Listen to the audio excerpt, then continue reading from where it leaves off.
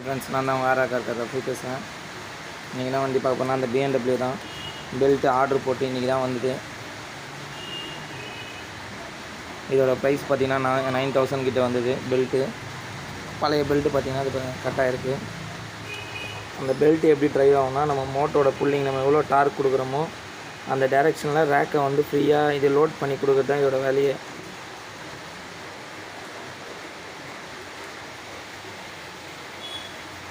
இப்போ பெல்ட்டை மாட்டி அடாப்டேஷன் பண்ணி கொடுத்தோன்னா இந்த ஒர்க் முடிஞ்சிடும்.